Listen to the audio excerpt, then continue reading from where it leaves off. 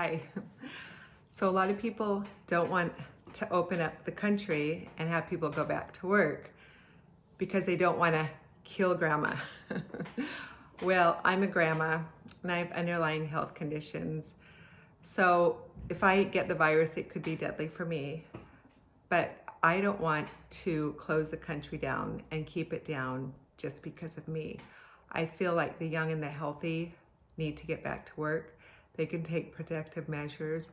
And if I want to go out, like my daughter has been shopping for me every week lately, which is great. I watch your baby. But I had to go in the other day and I wore my mask and social distance and did the best I can and washed my hands when I got home, didn't touch my face, take vitamin E, vitamin C every day. And I do what I can to keep myself healthy.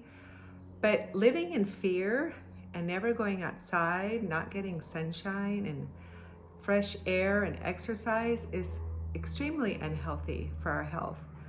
And what it's doing to the economy is atrocious. The young people need to go back to work. Sweden has over 10 million people, and their death count last I count was about 2,600. Michigan has, and Sweden never closed down. Michigan has a little bit under 10 million people, and they have over, last I checked, over 1,000 more deaths than Sweden. And Michigan closed down, and they're still closed down. So from the reason that everyone freaked out, I think the most, is we saw Italy, we saw what it did to Italy, and then we saw what it was doing to New York.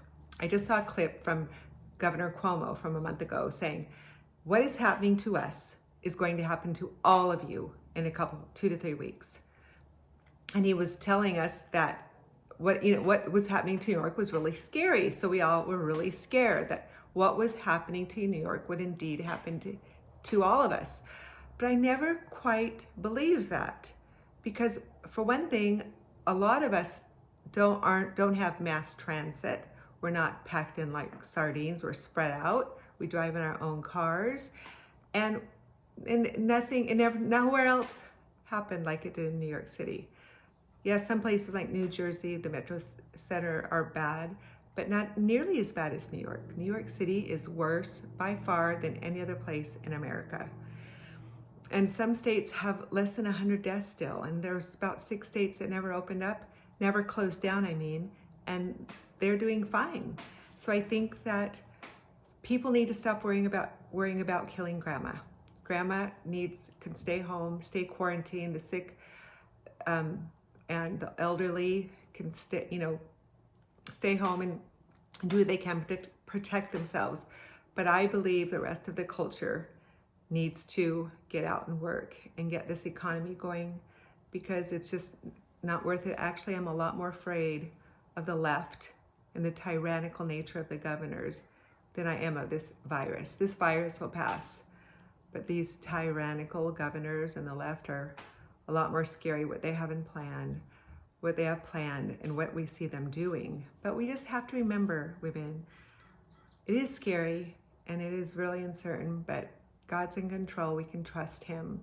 Live each day for his glory. Be busy at home, being a wife and mother, and put your trust in him. We know how it all ends, and it ends very good for us. God's a just God, and the evil and the wicked will receive their due. We don't have to worry about that. But we still need to speak up, I think. If we have any type of a platform or people around us, we can speak truth, what we see happening. People need to be made aware. I think a lot of people are just listening to CNN and living in fear and paranoia. And like my city with 118,000 people has about 55 cases, and that's all it's ever had, no deaths. And a lot of cities around me are like that. And our hospitals are dying on the vine because they're empty.